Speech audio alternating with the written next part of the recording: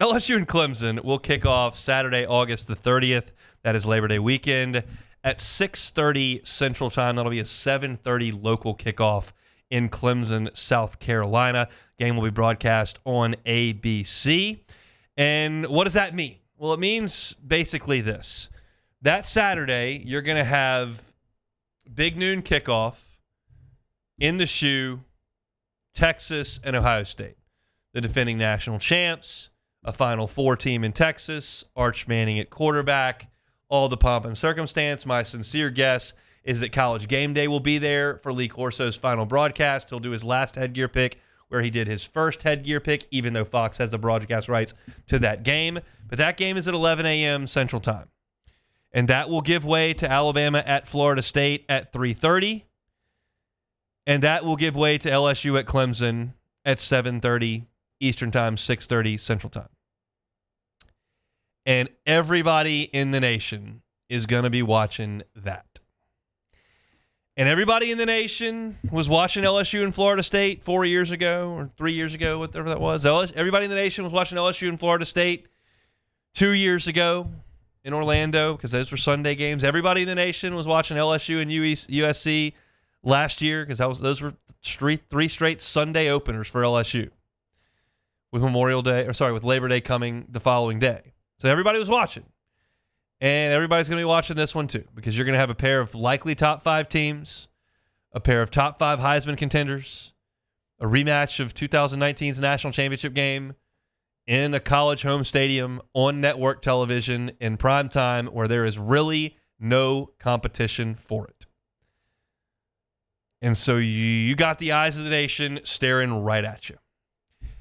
And I can't help but sit here and think that, you're either going to emerge from that game with a Heisman frontrunner and a trending national championship pick, or the laughingstock of the country, because you will have lost 6 straight season openers. I don't see a middle ground here.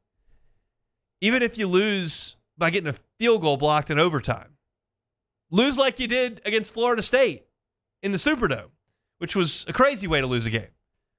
And the closest you can be, I still think you're a laughingstock.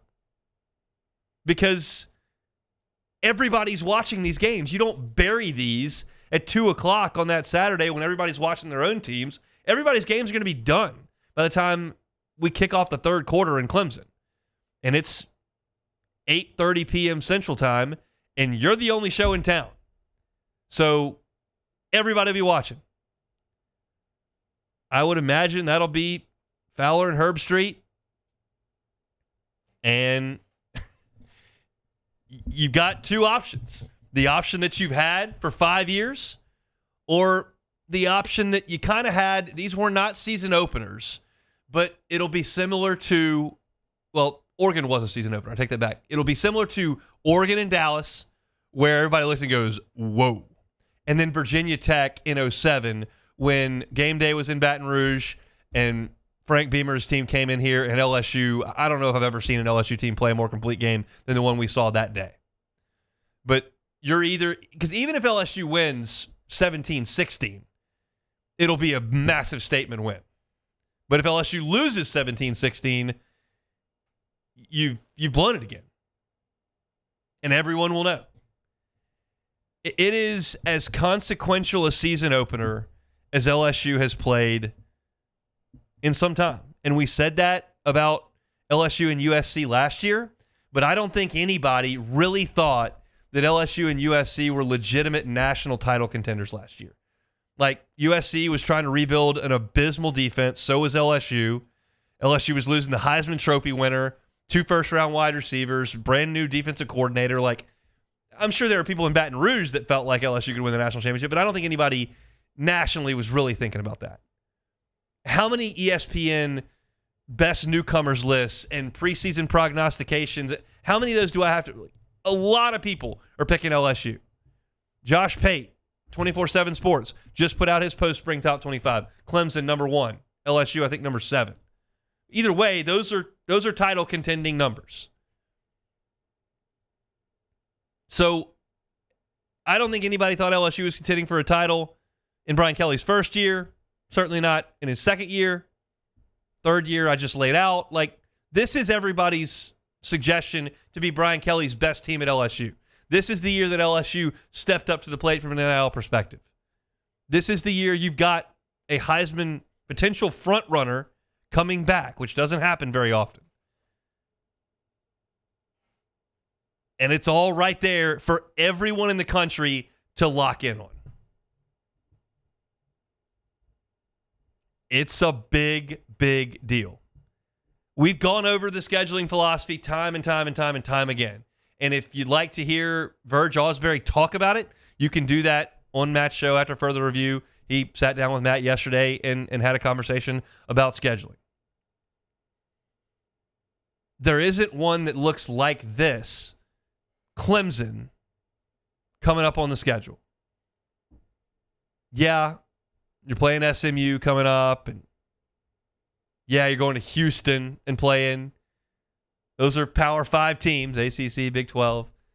But at Clemson, top 10 matchup, primetime ABC only show in town, you're going to struggle to find me a more impactful opener dating back to 2011 with Oregon.